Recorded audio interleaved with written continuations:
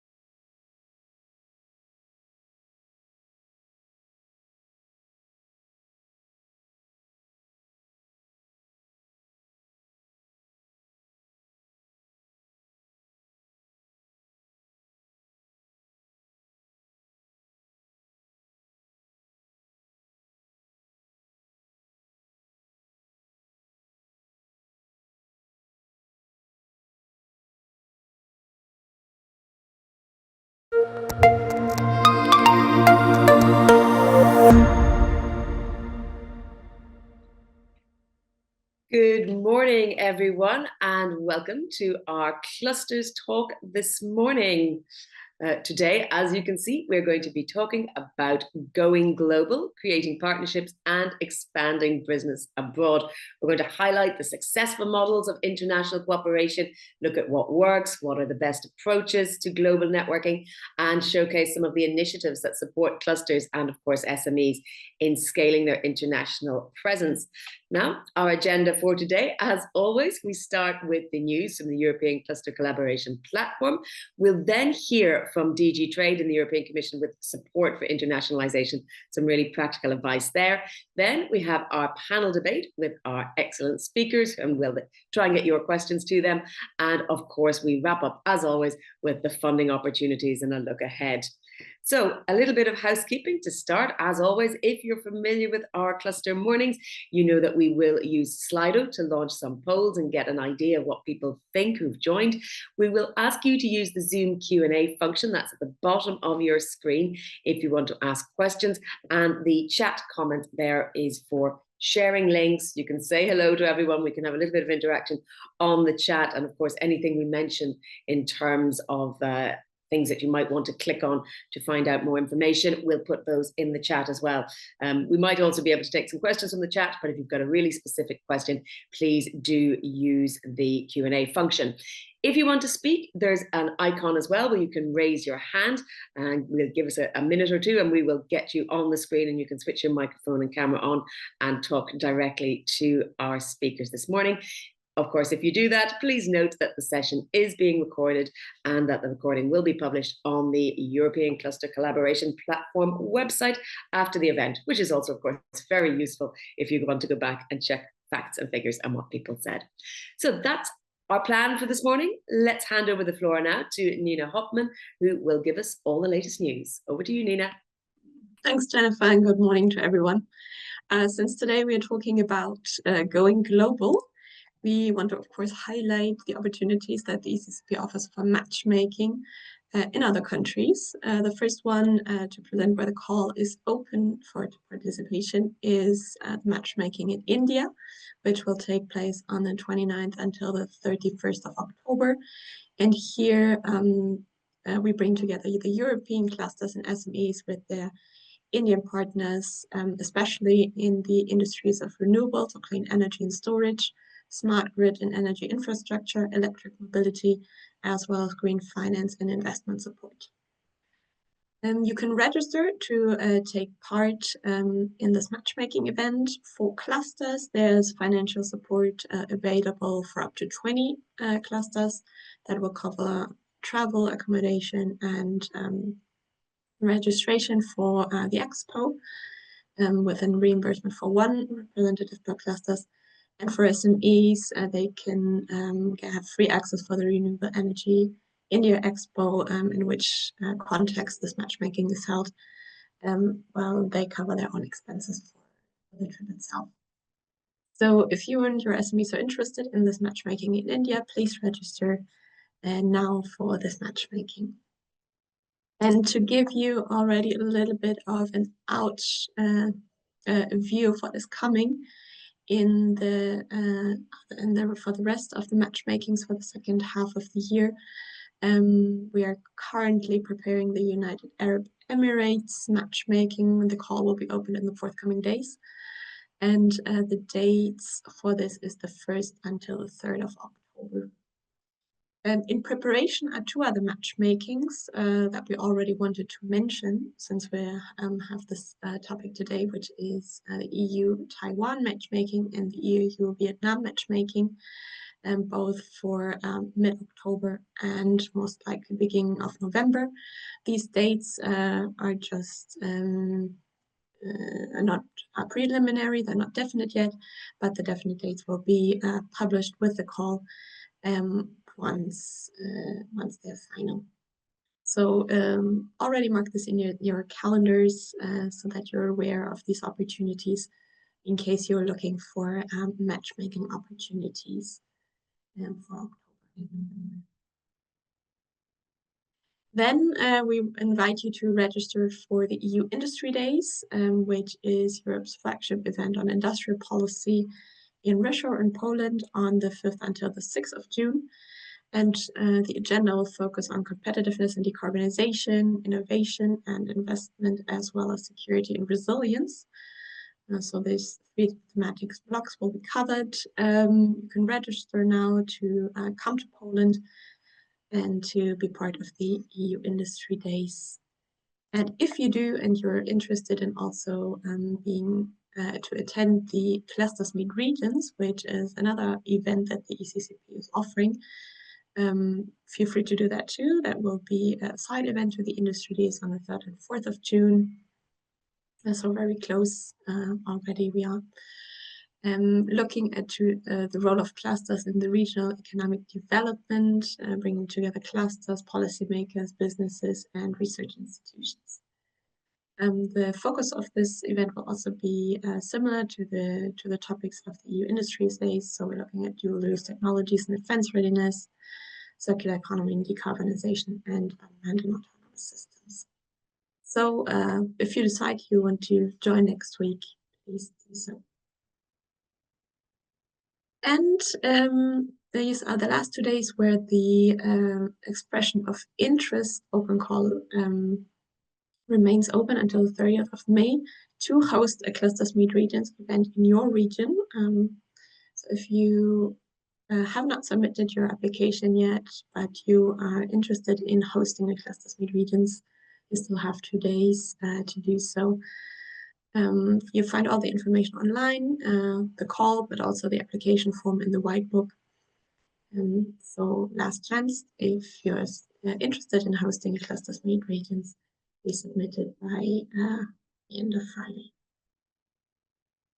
And since we have many other events in store, here's a short overview. We are also going to Italy, to Romania, to Slovenia, to Finland, and to Germany with the Clusters Meet Regions, as well as the matchmaking event in Cairo is happening in mid-June. So a lot of events, a lot of opportunities to meet new partners and to get inspired of how clusters are working in other countries. With that, I close and I hand over back to you, Jennifer. Thank you very much, Nina. Lots of exciting things happening and opportunities to reach out. So hope everyone can see the links in the chat and make a great advantage of that. We turn now to our friends from DG Trade in the European Commission, and in particular to Flavia Ferrison, who is going to talk to us about creating partnerships and expanding business abroad. Flavia, thank you so much. I will leave you the floor to share with us your thoughts and tips and bits and pieces of advice. So thank you very much. Good morning, everyone. Good morning, Jennifer. Thank you very much for having me here today. I'm very grateful that we can come and talk to you about what we are doing in Digitrade, because for us, I mean, SMEs are really at the heart of our trade policy, and we have put in place some, useful tools and policy initiatives that I would like to talk to you about today. So if we can go to the next slide, please. Next.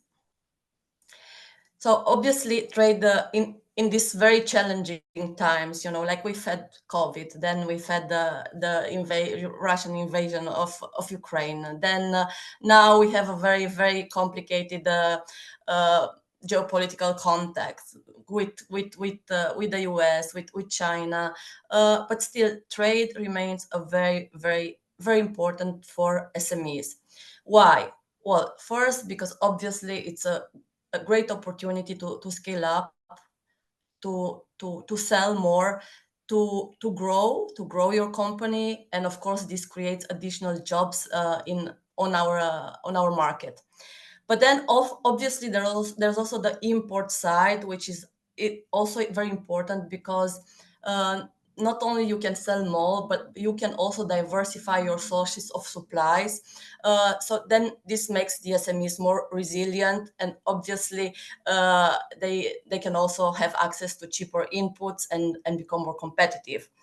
And overall, even if you're not importing or exporting, overall, if you operate in a sector which is predominantly affected by trade, there will be positive spillovers on your activity as well, because obviously SMEs can be, I don't know, downstream or upstream suppliers of exporters or importers. So trade, very important source of growth, source of many opportunities. But of course, there's also a challenge that most of the SMEs do not make, the utmost of our trade agreements, and we have still a very low percentage of SMEs trading with the outside world, like with third country markets, as we like to call them.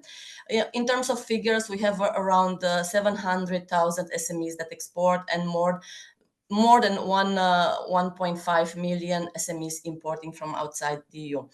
In terms of percentage of EU exporters and importers, this is relatively high, but when it comes to the values, the value remains quite low. So there's a lot of potential there, and it's very important that SMEs are aware that there are trade agreements in place that can. And this brings me to the next slide, please.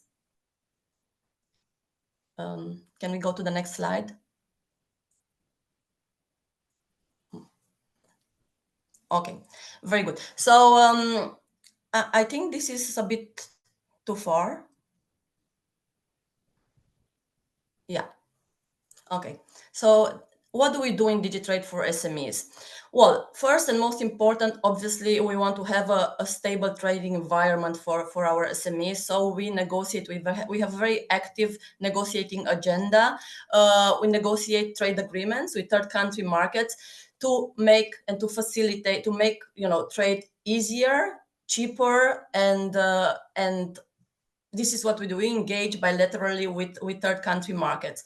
But then, of course, when this is not always possible, we are also active at the multilateral level, at the WTO. There's an MSME working group where the EU is extremely active, and it's mainly a platform for exchanging best practices and learning from the others, but also telling other countries developed of how we do things in the EU.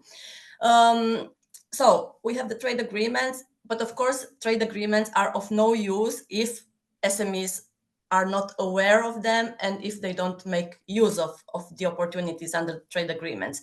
So then we said, okay, what do SMEs need in order to make the most out of the trade agreements? First, they need access to information, because we need to tell them how to trade. So we set up back in 2020. We launched the Access to Markets portal, which is a comprehensive, and I have some dedicated slides on that. I'm sure that most of you are aware. Basically, if you want to export or import a product to a third country market, you can find there all the applicable conditions. What are the tariffs? What are the customs procedures? Are there any? How much is the VAT, or how much would it cost you to export or to import from a certain country? You can find out more about the trade agreements and about procurement, bids published in third country markets. So it's a source of user-friendly information that is extremely helpful in the trading process. And then, of course, we said, okay, we do this, but we also expect our trading partners to come up with not similar, but to a certain extent, sources of information on how to access their markets. So all our most recent trade agreements include an SME chapter, which basically includes information sharing provisions and requests the other party to the agreement to set up a platform, so a one-stop shop, where it puts information about its market and how to do business on its market. So this is in terms of information. As I said, information, we realize it's extremely important for SMEs. But then, of course, there's another part. As I told you, SMEs often are unaware of what we do in Digitrade. So we started investing a lot of resources and efforts to raising awareness of SMEs. So we do a lot of outreach, and we go to we have. First, we organized regular trainings on the Access to Market portal, and usually we have these are free trainings. I think the next one will be on the 3rd of June. I really encourage you to go on the website and check what are the next events, because we organize these trainings on a regular basis. It's an opportunity to see how the portal works, but for us it's also an opportunity to reach out to the SMEs and to the SME community and tell them, hey, you have this information portal, but also there are these trade agreements that we want you to take advantage of. So we have the trainings. Then, of course, we whenever invited, we go to events and we talk about what we do, and the engagement goes to the highest level. Our Deputy Director General, Chief Trade Enforcement Officer, Mr. Denis Redonnet, he goes almost every month to a member state to attend market access days, where he talks about what we are doing in Digitrade, but he also meets and gets a bit of the temperature on the ground, meets SMEs, meets companies, and of course listens to the challenges and how we can do things better. And then, of course, with trade agreements, there's also the enforcement side, which is extremely important. When SMEs face trade barriers, we are there. We have also on our Access to Market platform, there's an opportunity to flag if there are any trade barriers in inter-country markets. And of course, then we follow up on that. Next, please. Yeah. So as I said, the SME chapters, we have them in all recent trade agreements. Very important, because we want our country markets also to be transparent about trading and accessing their markets. We have SME chapters in the agreements with in CETA with Canada, in the trade agreement with Japan, or with UK, New Zealand, Chile, and of course in the pipeline we have a series of trade agreements that are in the process of being negotiated, and of course they will all include an SME chapter. Next, please. So as I said, please go. I really encourage you. I'm sure that many of you are familiar with the Access to Markets. I also encourage you to use it. It's easy to use. I use it for personal, purposes, but also for work. We really put a lot of effort. We're in the process of, continuous process of trying to rendering this website more user-friendly, include information that is useful for you. We can go to the next slide. So for the moment, we have, as I said, at product level, you can find import export requirements, conditions for each agreement. So for over 147 export markets, you will find practical information, but also legislation, applicable legislation. What are the conditions, labeling, standard for food, how much is the applicable tariff, taxes, everything at once. You have everything in one go at product level. Extremely comprehensive tool. We can go to the next slide. So why did we? Who are our main, users, and also the target? I mean, this platform was basically set up to help SMEs, because large companies in general, they would have the resources to have, in either, advice, or, in their company, or, pay some external providers. So for them, it's much easier. Whereas an SME with limited resources, language barriers, our platform is available in all EU languages. An SME would not have those resources. So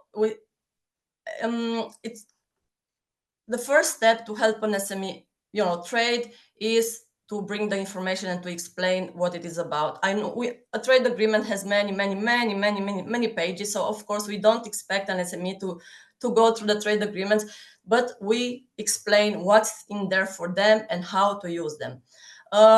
We go to SMEs because a lot of SMEs attend our trainings, but of course we also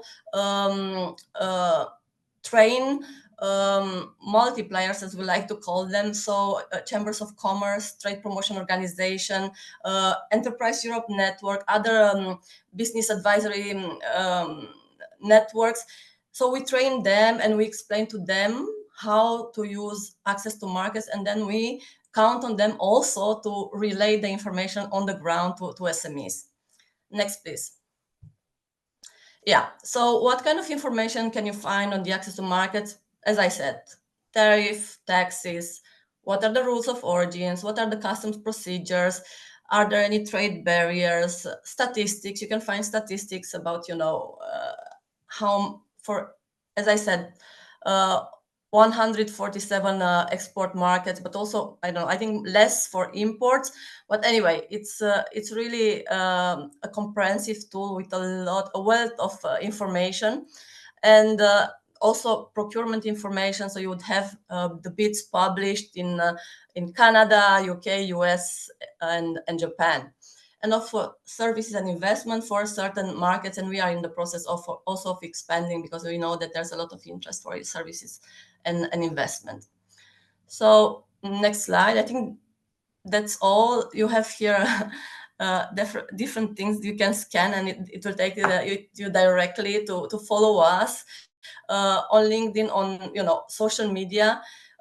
We always communicate the next trainings, the next events happening in member states, where you can go, of course, participate and find out more about what's new on our trade agenda. And if you have any questions as well on the portal, as I said, there are dedicated trainings on how to use access to markets. The next one, 3rd of June, on ROSA, which is the rules of origin self-assessment.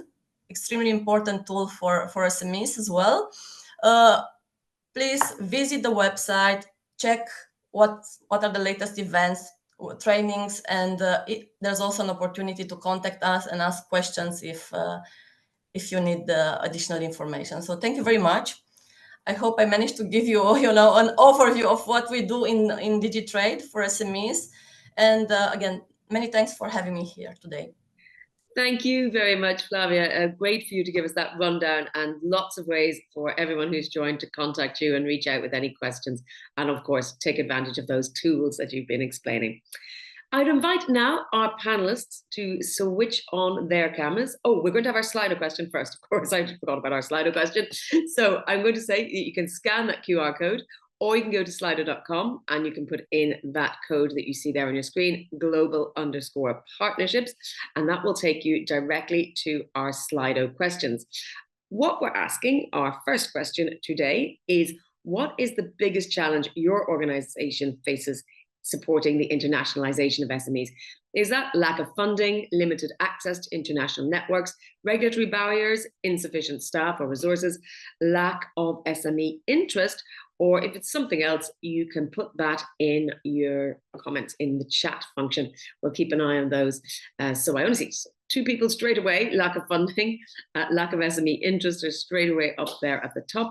But we encourage everyone to use the QR code and click on your answers, just so we get a sense of what the biggest problems people are facing, because of course we have to identify the challenges before we can start to help with the responses to those challenges. Lack of funding, always an answer in our questions on these polls. Lack of SME interest is something that we probably will talk about on our panel discussion next, as it certainly is something that's curious and something that might be able to be tackled at EU level. Limited access to international networks and insufficient staff or resources. I suppose insufficient staff and resources can be linked to a lack of funding as well. So we'll say that perhaps those two roll together. And we'll let a few more people vote. I see we've got 12 votes so far. Maybe a couple more people want to vote. I see no change. Okay, so I think we'll call that our result for this morning, even though it's quite a small sample size. Lack of funding and lack of SME interest were absolutely top from the beginning of our questions. So we will bear that in mind for our forthcoming conversation. Our next question is an open response. What's the biggest benefit of international cooperation for your organization, is the question. This allows you to put in whatever you want. You can type in anything that you think is relevant there. I can see also people saying in answer to the former question that lack of SME time and capacity is one of the problems facing. So one of the answers here is the biggest benefit. So contacts and network. I see other people are typing as well. So common projects, expanding regional network and business, revenues and networking, projects again. Obviously, the more people type in the same thing, the bigger that word gets. So contact and network are still pretty big. New market, obviously, is one of the key reasons one would expand. And revenues and networking, resilience, a big buzzword here in Brussels at the moment. Growth, using existing resources and knowledge. But contacts and networks still the biggest reason that people consider a benefit of international cooperation, as well as common projects. Let's see who else is typing. I see still one person putting something in.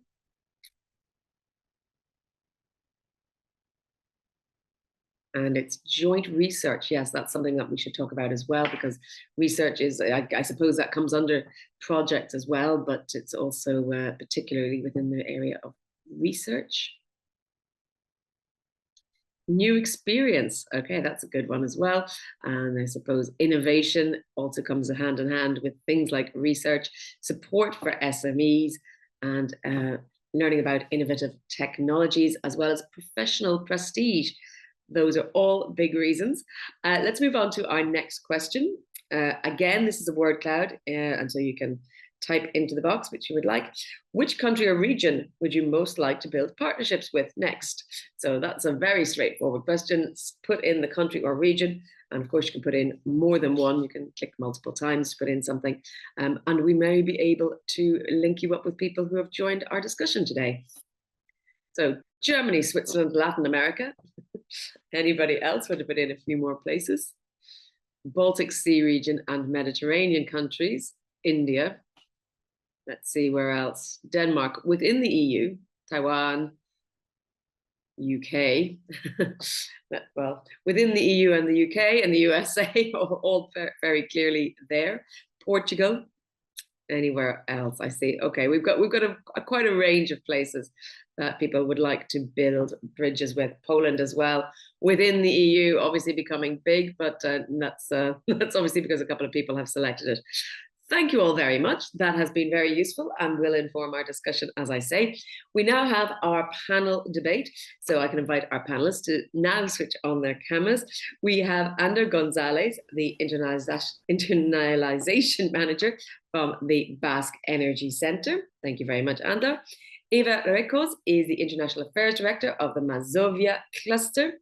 Then Egitis Michalauskas is also internationalization manager from Applied Research Institute for Perspective Technologies. Joseph Casamada is project manager at textiles.cat, and Sarah Bosaidi is project manager from the Anima Investment Network. Thank you all so much for joining us. Let's start with a quick tour de table so everyone can introduce themselves, tell us a little bit about your cluster, and then we'll go on to talking about maybe some of those results from the Slido poll and a few more questions, as well as questions from the chat and Q&A. Ander, I'll start with you since you're first alphabetically. Perfect. Thank you, Jennifer. Good morning, everyone. I hope you can hear me well. I am International Activities Manager from the Basque Energy Cluster. We are a cluster with more than 200 members right now. Our mission inside the cluster is to foster collaboration among our members. We work on fostering technological projects together with our partners, our members, and also, of course, on international activities.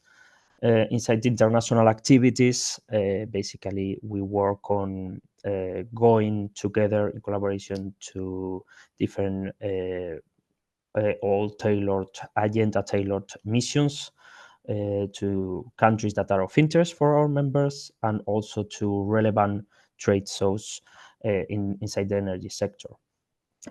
We always focus our activities in different strategic areas that we have. For example, energy is a very broad aspect. So we can work on wind energy or solar energy or hydrogen or smart grids, and we work. All our activities are divided in these strategic areas. We usually don't go to events that have a broad scope of energy, because then that's more difficult for companies, for SMEs, to develop the right contacts and the right activities there. We are also we have been involved in several going international European funded projects for clusters. Right now, we are the coordinators and leaders of ELBE Eurocluster, which is a Eurocluster focused on offshore renewable energy. We have developed activities there in terms of innovation, but also on internationalization, giving FSTP, cascade funding for the SMEs that wanted to go to relevant markets in the offshore renewable energy that we had previously identified. So yeah, more or less that was my presentation, Jennifer. Thank you. It'll be interesting to talk to you a little bit about the importance of keeping focus as well when branching out. So Eva, tell us a bit about your cluster. Set the scene for us, please. You're on mute. Sorry. Good morning. First of all, I apologize for my blue teeth. They are not real. You know, there's something wrong with the background. I'm Eva. I represent Mazovia Cluster ICT from Warsaw in Poland. We are the key national cluster, which matters in the field of internationalization, because there are specific programs designed for the clusters holding this title. And believe me, to get this title is more difficult than to get the gold ESCA label. So it's really demanding, but it brings a lot of value added to the cluster. We have almost over 500 members, with 85% of them are SMEs. We have big corporations as well. And what we're proud of is that we have like 6 universities and 9 research institutes, I think, belonging to us. We are lucky because IT is horizontal, so we cover almost every value chain, and our members, we have several groups of members, starting from medtech, fintech, energy, smart grid, space. yeah, this it makes it easier for us. So because we can actually we can participate in any projects right now, because it's very important to have a good IT IT partner. I'm also my cluster is also a coordinator of Ingenious Eurocluster, which also provides or provided, because we closed the call, we also provided grants for internationalization for our members, not only for the members, but also from the outside network. And with the national funds, I must tell you that internationalization right now, internationalization of our members, is our key activity for past I don't know, 5 or 6 years. Yeah, and I would gladly talk about it. So that's basically it. Thank you very much, Eva. Fascinating things you've got going on. We look forward to hearing more about them. Gitas, let me come to you next and to hear about your work. Hello, everyone. Thanks for this opportunity to share our experience, our projects here. And I'm representing FITech cluster from Lithuania, based in Vilnius. We're connecting around 85 companies for universities, few associations of renewable energy, of storage energy, and so on.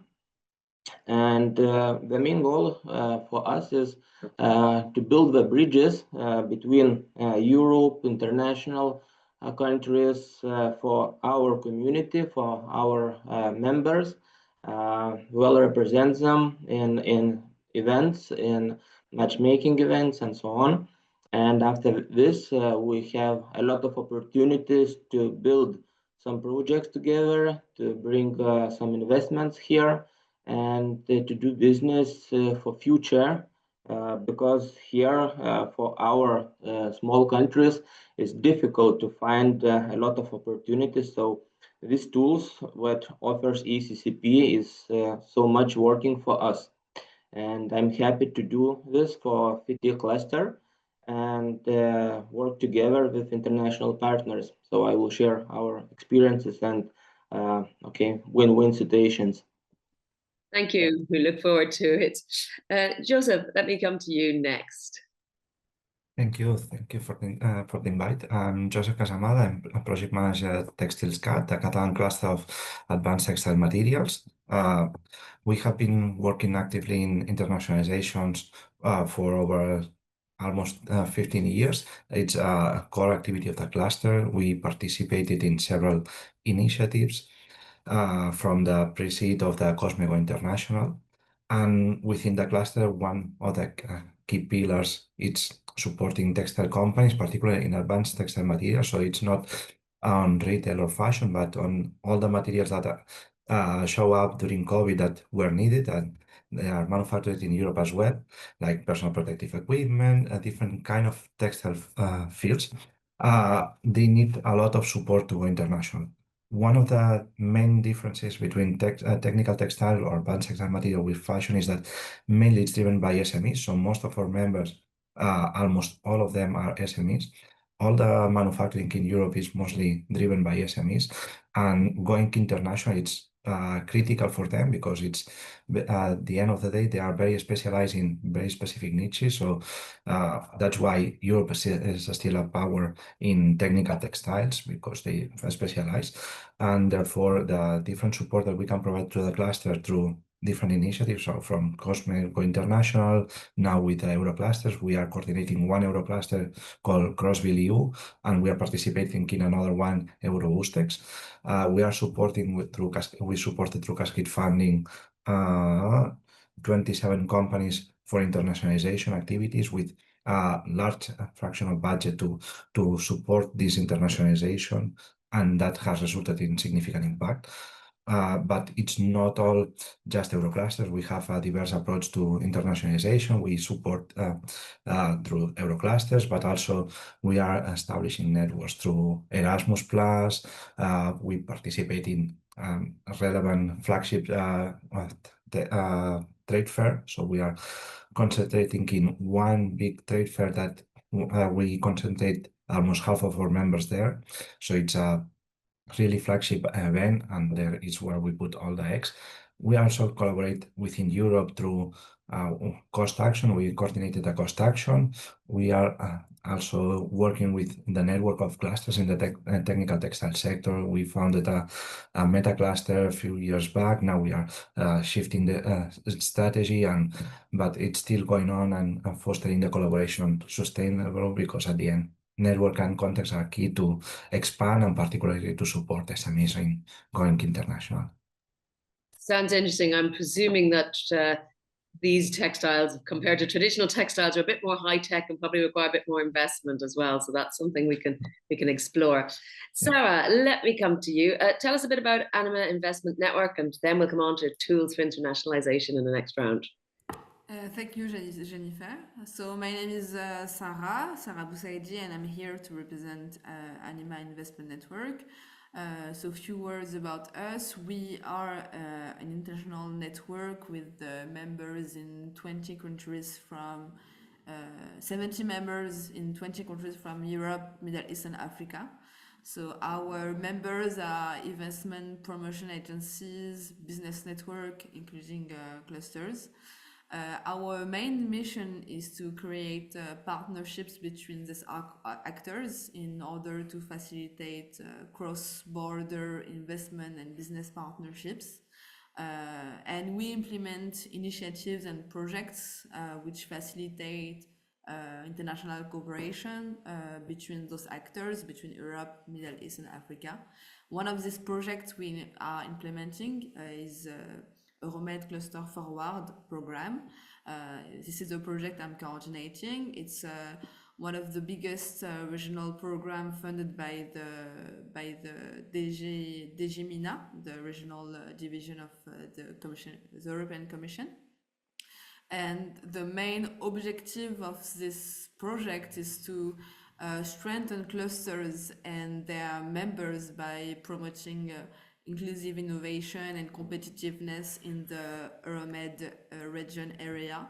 So in order to improve growth, economic diversification, sustainable development and employment. Our main scope is Morocco, Tunisia, Egypt, Lebanon, Jordan, Palestine and Algeria. So 7 countries in the MENA area. But we also encourage collaboration with European clusters. And one of the objectives of this project is to facilitate regional cooperation between MENA area and European clusters. So we fund collaborative projects between clusters from South Med and European clusters. And I believe Joseph's cluster is participating in one of the projects we are funding. We organize matchmaking events often in collaboration with ECCP. We will have one in Cairo as Nina introduced it earlier. And we have currently a funding call, but I believe I will dive into details later. Thank you for the invitation.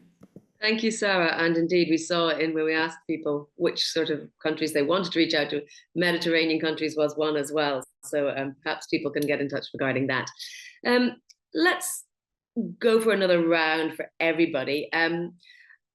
Tell me a bit about your organization's initiatives or actions with international partners, some practical examples or concrete case studies that you could maybe share with us. And I'll start with you again and then hear from the others. Okay, perfect. Yeah, I mean, we have, I mentioned before, our main activities based in the international sector are based on going together collaboratively to countries that could be of interest for companies. We can develop missions in this sense, what we called, which are basically a tailored agenda that we develop sometimes in collaboration with other entities that may know the country better. I think it's a good approach to have someone that knows the country a bit better than maybe we know. For a cluster which is important, and what we give to the SMEs in this is the knowledge of the sector, of the energy sector, and we know who would be the best contacts or the best profiles of companies that we do need to visit, and then we work together maybe with other entities that know better the country than us. And we usually attend also events in these missions that could open a little bit the contact of the companies that we may visit besides the agenda that we develop. And then we also go to bigger trade shows, like big fairs that we participate collaboratively again with a pavilion as a cluster country kind of thing, or a region pavilion. And we the opportunity that we give to the company is that we made everything, we do everything inside the cluster, like from getting the plane, the hotel, everything, we do that ourselves, and then we charge the SMEs or the companies that travel with us afterwards. But yeah, I mean, what they appreciate in that sense is that is just like a trip already organized. They don't have to worry about anything. The booth that they have designed, it will be there when they arrive. They just need to pack their things and get there. So One-stop that's shop. the thing that yeah, basically. And of course, knowing that they're going to an event which is focused on their energy area is obviously that they can trust that the right focus has been made. Joseph, since you're working in this particular area, technical textiles, which I confess I don't know a lot about, how important is it to keep focus for those organizations that are part of your cluster, and what practical examples can you give us? Yeah, that's a really difficult challenge because technical textiles, while it's a subsegment of textile industry, it covers anything from filtration, personal protection, automotive, agriculture, textiles. So there are many kinds of application of technical textiles. That's a little bit challenging sometimes to manage to get a big delegation into a particular field because everyone has their own interest, their own subsector, and mostly the kind of companies that we have within the cluster are small to medium, so between 20 to 70 employees. Roughly, that's the range of most of the textile companies that they are thriving and they are succeeding, but they are not growing beyond this because then it's difficult to manage or they lose the focus. So in that sense, we have an anchor event, which is Tech Textile, which is a fair of technical textiles. There we have a dozen of companies that are going to participate in the booth with us. So we are offering them a turnkey service where we are getting, they just have to prepare their box and we will pick it up and they will have it on the stand. They are going to have everything ready and based on previous editions, we had 8 last time in the form of 1-6. So we are growing in number of companies participating, but it's really one of the key aspects of the class is to provide services that are custom, that are tailored, that are focused, and it's not just because in Spain at least we have a very complex ecosystem of organizations. There's business union, chamber of commerce, clusters. So for companies to understand the differences sometimes it's difficult, and that's why we do not do traditional missions from the cluster. We do more inspiration, learning, so that they can get a topic,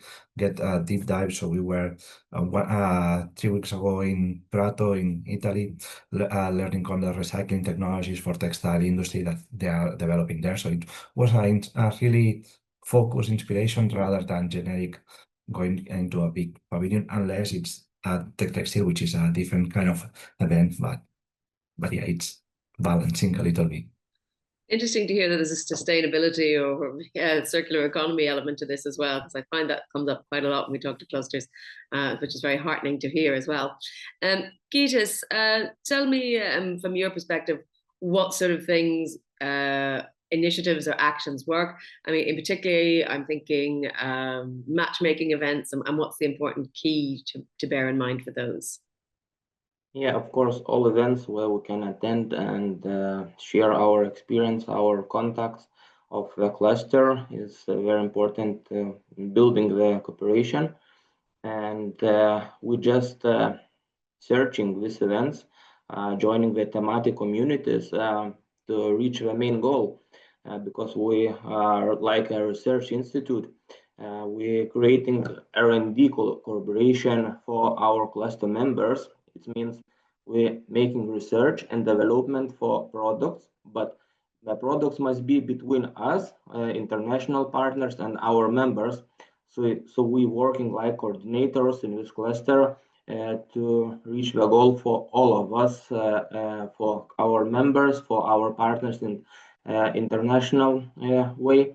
Because if we just attend and without any results and without any feedback for our partners, where we can find some investment or to create some new products, it means nothing. So our goal is to create R&D cooperation. Eva, you're working with some cutting edge stuff as well. So, I mean, Yes. how important as well? So, Eva, come in with your side as well on this. Are you focused on R&D as well, or is it simply about putting people together? What's the key for you? Yes, of course. We have a big team internally. We have 2 factories. We're also producing PV models, so we know how it looks in our internal side, and we want to share with our experience for our members and to attract the investments through our company to our cluster members. Thank you, Gitas. Eva, your perspective on this. Well, the research and development is part of the internationalization for us as well, but I think these are less important for the companies we have, since we tailor the projects or the proposals, especially for the groups of the SMEs. So, for example, we have a very active group of gaming companies, means creative industries. So we know that every time there's a call for the key national clusters, I know that they will come back to us because so we cover everything for them. I mean, fairs, conferences, missions, networking. Sometimes we just joke that we act as a travel agency because we do provide everything. And I'm happy to learn about this access to market, because all the manuals we are preparing with competition, with the tax, with the taxes, with the IPR, and so now it'll be much easier to find it on this portal, which is good. So yeah, well, what I wanted to stress is that internationalization is not just sending companies to missions fairs, or I think big part of our activities is a matchmaking. Thanks to the network, we matchmake our members within. I've been having a great cooperation with the Spanish clusters, and many times they just contact me and say, hey, my member is looking for somebody from the IT sector to participate in the project. And this what starts from this point, and they start to collaborate, and it also internationalization process. So with the most of, as I mentioned before, most of the projects or most of the activities come from and finance from the national funds. As per European funds, we also had clusters go international all these exchange programs, the pilot program for cluster exchange. So it worked quite well. I'm interested to know, I mean, you're mentioning, you have good relations with the Spanish cluster. I mean, is it inherently easier within the EU? Do you remember we asked people where they wanted to collaborate? And a lot of people said, or at least on our small sample size, most people said within the EU. Is that easier than outside the EU? Is that a consideration? What I've noticed, except of the big fairs, which are expensive, and most of the companies want to go to the States or Japan or the biggies. I've noticed that our members choose not so obvious destinations. For example, we had within the Ingenious, the Eurocluster, I'm coordinating it.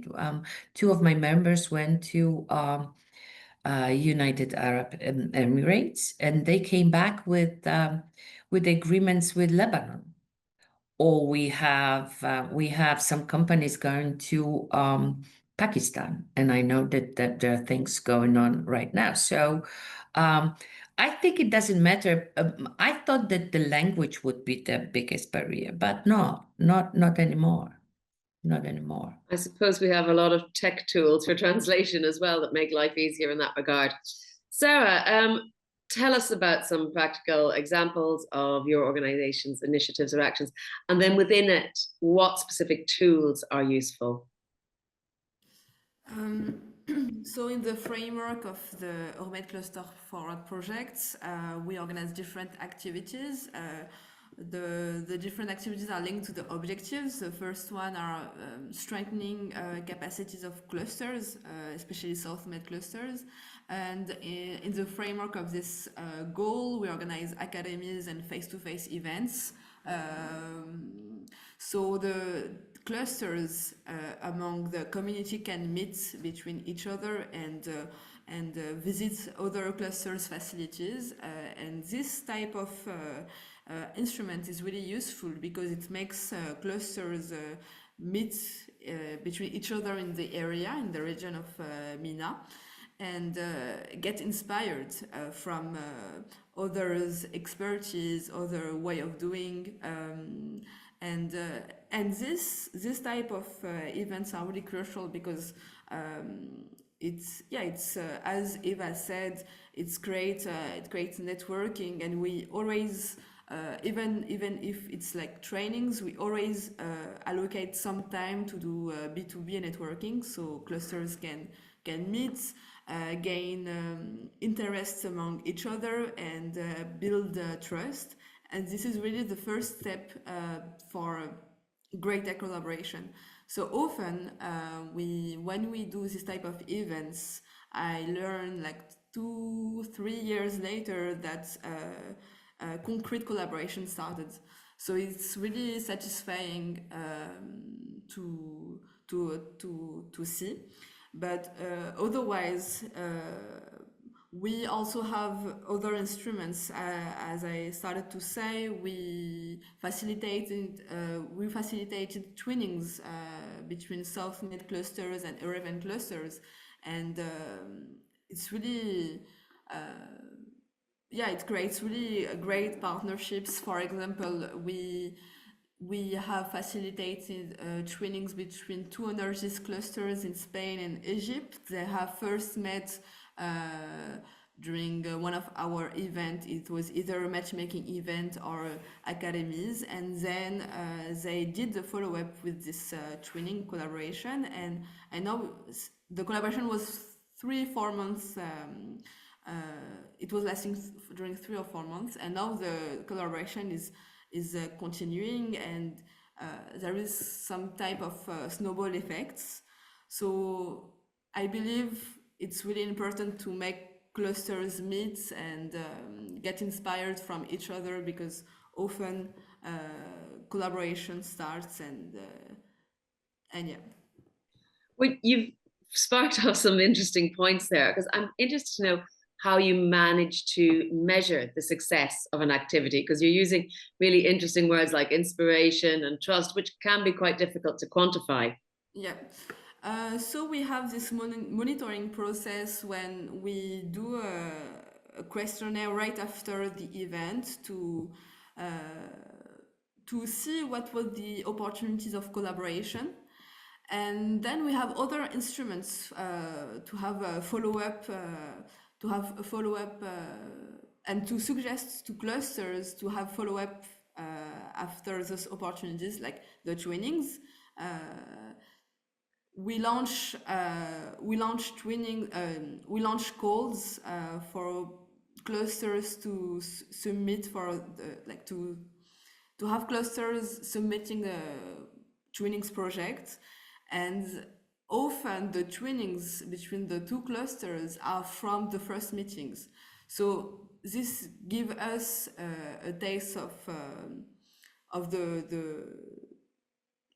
the continuity between the activities. And once a year we do interviews with some of our clusters that are most active. And thanks to this interview, we gather those type of success stories. Thank you. I see a question in the chat from Alan Martin Redmond asking, are the clusters still engaged in soft landing services? I don't know, Sarah, if that is one for you. I know because those are specifically related to clusters working in Algeria, Egypt, Jordan, and so on. If you would like to have a think about that, maybe we can. If so. But for the rest of, so sorry, Sarah, have a think about that. We'll try and get an answer to Alan. For the rest of you, the same question. How do you measure or quantify the success of an activity? Ander? Yeah, similar way as Sarah mentioned. I think, I mean, there are not that many options, I would say, but yeah, after every event, we sent a questionnaire, kind of a survey, so they can tell us what kind of activity they have developed in terms of relationships, what kind of opportunities they have identified, if they have advanced in those opportunities. And it is true that at some point during the next year or so, we also kind of launch a general survey where we ask again about these trips that we made the year before and how the opportunities have advanced, because it is true that in the end, when you send the survey just afterwards or a month after the activity, I mean, the opportunities are like contacts, but that's all. But maybe a year later, 2 years after that, you keep asking, and then you discover that they have signed a contract. They have sold whatever product for €1 million, things like that. You start to discover, and then of course we make a note about that, and we put that into our system to have this information, because in the end, as we know, I mean, we develop a lot of activities in internationalization. We may have gone to different countries where they work differently everywhere. It's difficult to sometimes this relationship that you mentioned before, that in Europe maybe it's easy, more or less easy, to know how they work, the countries, how different they are. But when you go to Japan or you go to Africa, it's quite different, quite the opposite, and it depends on where you are. You need to keep working on it. It takes time, so we need to do that follow-up, I think. Yeah, a sort of feedback loop to understand what's working over time. Yeah.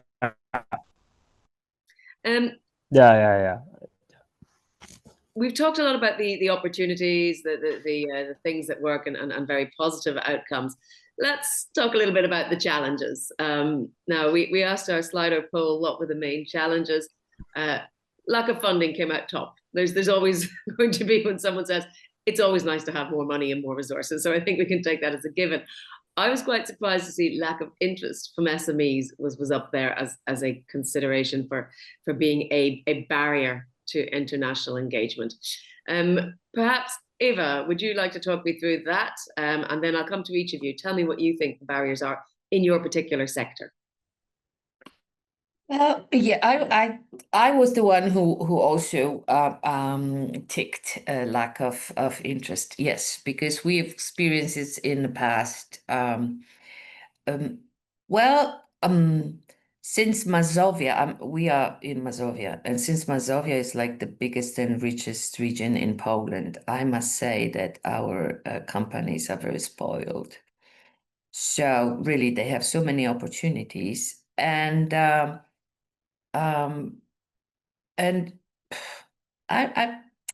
I don't know how to explain it. Sometimes I think that they expect that we will bring them by having this program, we will bring them contracts for €1 million right away.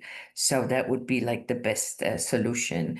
Once they start going with us, going international with us, they come back and they ask. But the first engagement or the first step is really difficult, and many times it's also lack of time. And SMEs are small companies. I mean, we all know, and usually they cannot afford to send 2 people to a fair, which would last 3 days, because then the work is, work is at home. So as long as they don't understand how important it is to invest the time and invest the resources, okay, in going international, that will be always a barrier. That'll be always a challenge for us to convince them that it's worth it. Well, I suppose if they're small, and the clue is in the name with SMEs, it's about managing your resources and your time. Exactly, yeah. Gitas, is this something you've encountered, or what do you see might be the barriers to encouraging SMEs to enter international markets? And if you see specific barriers, how can clusters help them overcome those barriers? I think the main thing for our countries is lack of information and lack of success stories sharing, because nobody knows how it works, how it can be successful business for you, how you can bring new partnerships and attend in international projects. So we must share more information on social media, on events, on some association. I don't know, maybe web mailing with successful stories. And it means that if they know more, they want to ask you something, and you can attract them with some rules how to go to big companies, how to attract the investment for your company, how to attend in events like ECCP platform is organizing, and so on. And this lack of information of our activity in the cluster, it means they know our cluster, but they not knows everything what we're doing exactly for them, for our country. I think we must share more, and they will not be afraid for attending in these events, in these activities. Thank you. And I think it's quite a good answer to actually a question I see in the chat from Eva Peto saying, how do you give information to these companies when they seem to be shy about reaching out? So I think those are good tools. Joseph, in your perspective, what are the barriers? How do we overcome them? What's the role of clusters in helping SMEs overcome these barriers? Yeah, one of the main barriers at the end is the size of the companies that we are trying to support to go international, because once you're talking companies that are 20 to 50 employees, usually the person who's going to travel is the CEO. So that means that you have to use 1 week or 2 days of the CEO time to go international. So that's where us as a cluster have to provide a really clear value proposition for the going international. Sometimes we try to push too much activities because we have some KPIs in the projects and the funding that we have. But once you start building the trust, the relationship with all the members, because at the end, in our case, we are 70, 80 members, so we know all of them in person. Most of the feedback at the end, it's they calling you after going in the mission. This has been going really well, or this was a piece of this, so it didn't work, but they will provide you sincere feedback if you have the trust. And then trying to find and promote which is the information, which this market is interesting for you, because we know that you are working in this segment, there could be these opportunities, we have these kind of activities.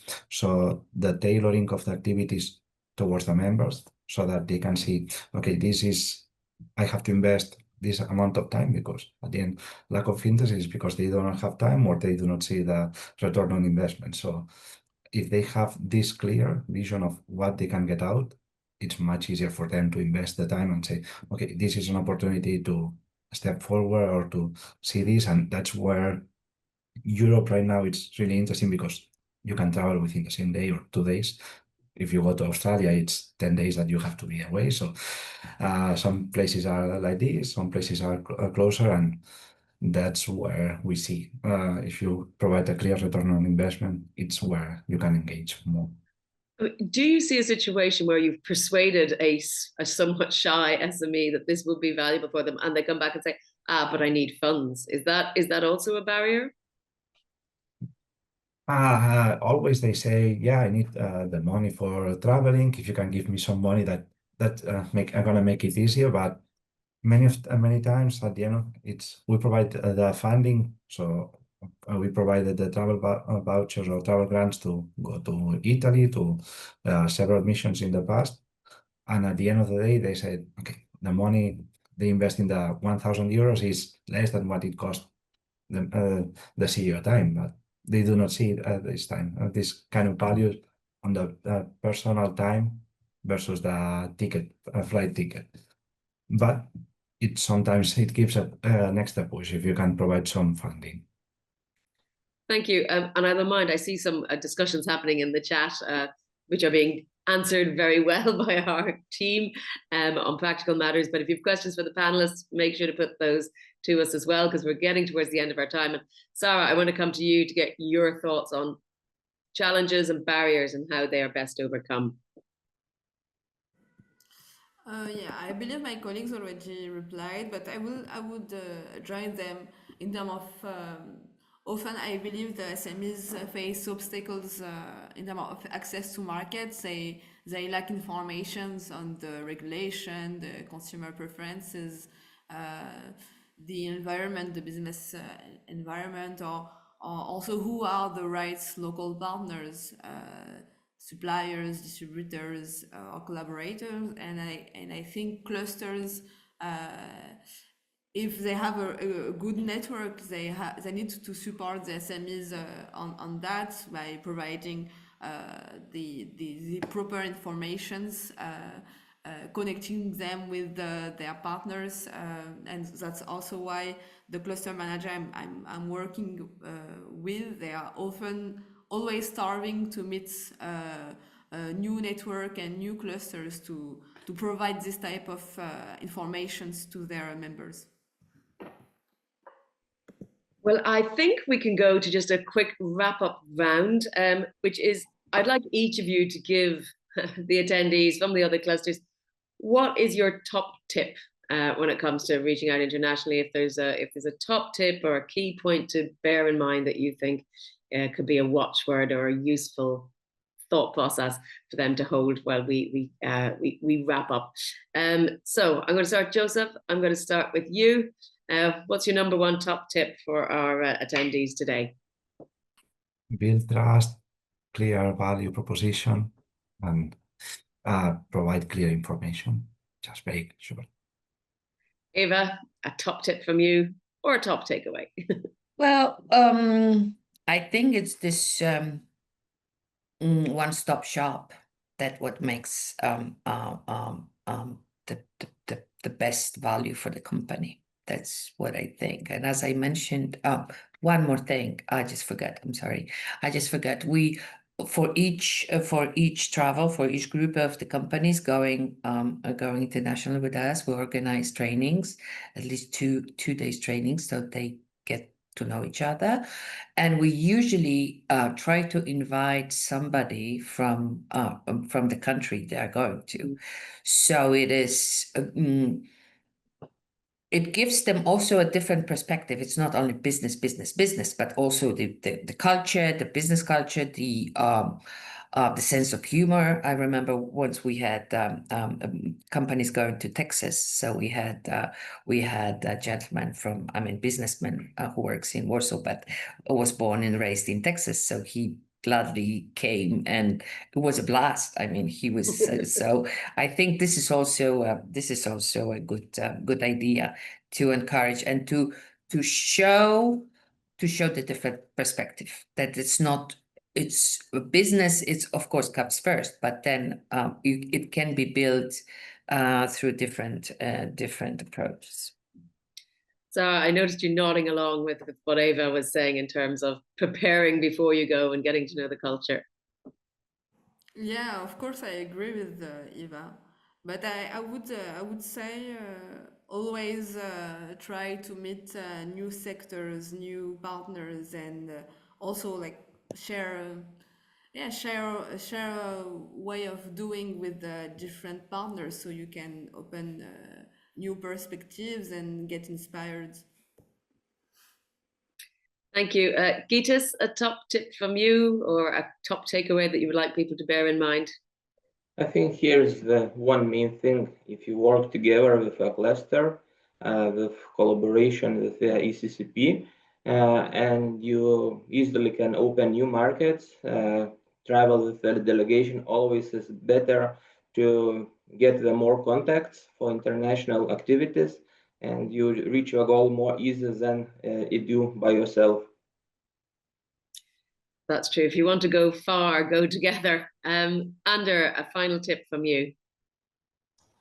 Yeah, I agree with the rest of my colleagues, but I would add that you need to work with SMEs close together and go to these international activities together and facilitate everything that it go with them, be with them during these missions, and then come back all the rest of the SMEs what you have done. So you can engage more SMEs, get them more internationalized, because I think it is important. So I praise, but the lack of interest, I think it would be more accurate, the lack of time that they could have. But in the end, you make a relationship with the SMEs, people that are traveling, because for the SMEs, as they mentioned before, it's more or less the same people traveling all the time with you, and you build this relationship with them, and you help them in every way you can, because you already know what the company does, and then you can engage more SMEs, showing them what you do. Different, like more like meetings inside your region. But yeah, I could say that. Well, thank you very much. I think it's quite coherent that that all of you have said that it's about showing that the potential benefits are definitely there and that it's worth investing the time, but then also tailoring it to each individual SME, which isn't an easy job, I know, but one that our clusters work very hard to do. So thank you all very much indeed for your insight. And I think you've answered all the questions that I saw coming up in the chat. So thank you to the attendees for engaging and being involved in that side of things. We'll wrap up the panel now, and I think I will, as always, hand over the floor to Nina to look at the funding opportunities. I know this is part of the event that everybody likes. Many thanks, Jennifer, and thanks to all of you. However, the first one I will just hand back over to Sarah, because she sent me an opportunity as well that they can promote from the Euromed Clusters Forward initiative. So Sarah, if you want to present. Yeah, thank you, Nina. So basically, we are launching this call called the Cluster Business Connect. It aims at encouraging collaboration between 2 or 3 clusters in the MENA area, so Algeria, Egypt, Jordan, Lebanon, Morocco, Palestine, and Tunisia, and European clusters. The main objective of this call is to forge or create regional value chains between European clusters and MENA clusters. We have a budget of 30,000 euros in case of collaboration between 2 clusters, or 45,000 euros in case of collaboration between 3 clusters. So this call aims at supporting mainly business partnerships. So the KPI would be, examples of activity would be access to market, business development, development of collaborations, strategy, or sustainable partnerships. It could be all type of collaboration as far as its business purpose. I think Nina sent you the link. I will send it again because I'm not sure it's the right one. Here is it. So the call will end by the end of June, and the duration of the activity is supposed to be 8 months. If you need any advices of clusters from the MENA area, you can contact me. I will type my mail address. And if you have any questions, feel free to reach me by mail. Thank you. Thanks, Sarah. So I think it's a very interesting call for the clusters to look at. We've seen in the poll that within the EU is also a very popular destination, and then maybe the interregional innovation investments are also a very interesting opportunity for clusters to look at. The I3, how they're called, the I3 instrument, has now 2 strands open. The strand 1, which focuses on financial and advisory support to de-risk projects and maximize the use of technologies and solutions developed in Europe, and it supports the scaling up and commercialization of interregional investment innovation projects, as the name says, in shared or complementary smart specialization areas to promote innovation in the EU and to create regional value chains based on cooperation. The deadline for this call is the 13th of November. You see the topic ID in the screen, and we'll put the link in the chat. Strand 2A is also open from the I3 instrument. This has a little bit of different focus. Here, the initiative should support the investments in the creation of new value chains in less developed regions and improving the integration of actors in less developed regions into existing pan-European value chains. So focusing on innovation diffusion, applying research results, and adopting technologies to meet the needs of the participants from those regions. The call deadline is the same, the 13th of November, and the topic ID ends with 2A for the strand 2A, and it is also published on the EU Funding and Tenders portal. So if you're interested in the interregional innovation investments, have a look at these 2 strands. And there's also another call open, which is called Preparatory Actions for Setting Up Joint Programs Among Innovation Ecosystems Actors. So this is a call to create a dialogue and to facilitate agreements among member states, associated countries, and region in cooperation with the public and private sector and research and innovation actors to create more dynamic, inclusive, gender diverse, and connected innovation ecosystems via co-planning, co-implementation, and co-investments in areas outlined in the new European Innovation Agenda. So the aim is to prepare joint long-term programs and action plans to foster collaboration and common innovation support activities among the quadruple helix, as explained in the call text. The deadline is the 15th of October. You have the topic ID here on the screen and the link in the chat. Also a very interesting call for clusters to look at. And with that, I hand over back to you, Jennifer, to close the session. Thank you very much, Nina. And of course, as always, we urge you to register for the next talks. On the 4th of June, it's sailing ahead towards an EU industrial maritime strategy.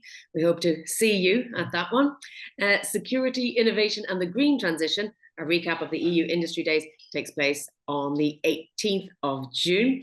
But please remember, you can continue the discussion from today and of course anything else that you think is cluster related by joining the European Cluster Collaboration Platform General Discussion Group on LinkedIn, and the link is there on the screen for you. Also, of course, there are plenty of other ways to get in touch. You can visit the website, follow on social media. There you can see clustercollaboration.eu, clusters_EU on X, and the LinkedIn I just mentioned, as well as Facebook's own account, ECCP, Cluster Collaboration Platform.